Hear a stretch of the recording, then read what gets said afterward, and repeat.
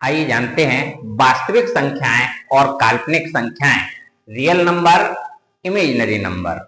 तो इनके बारे में आइए जानते हैं।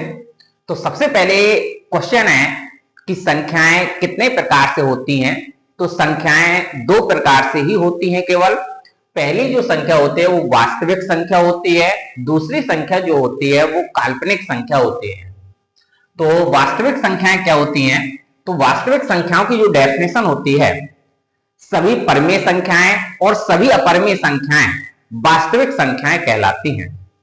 तो वास्तविक संख्याएं जिनकी डेफिनेशन होती है सभी परमेय प्लस सभी अपरमेय संख्याएं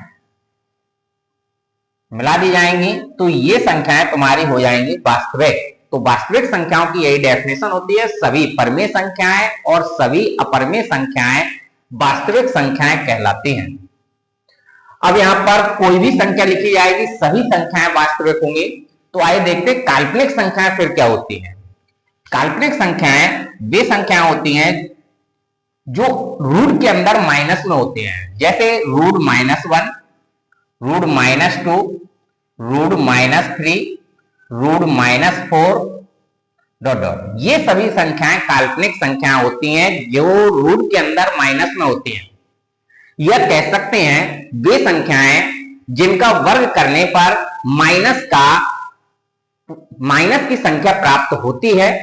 ऐसी संख्याएं जिनका वर्ग करने पर माइनस की संख्या प्राप्त होती है, उन संख्याओं को काल्पनिक संख्या कहते हैं। इसका वर्ग किया जाएगा तो वर्ग करने पर -1 प्राप्त होगा, यानी माइनस का जो भी नंबर है प्राप्त हो रहा है, यहां पर -2 प्राप्त होगा। तो वे संख्याएं काल्पनिक संख्याएं कहलाती हैं।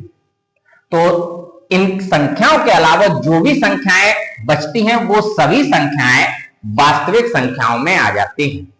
तो ये तुम्हारे वास्तविक संख्याएं और काल्पनिक संख्याएं हैं। तो ध्यान रखिए वास्तविक संख्याएं और काल्पनिक संख्याओं को किस प्रकार से परिभाषित किया जाएगा।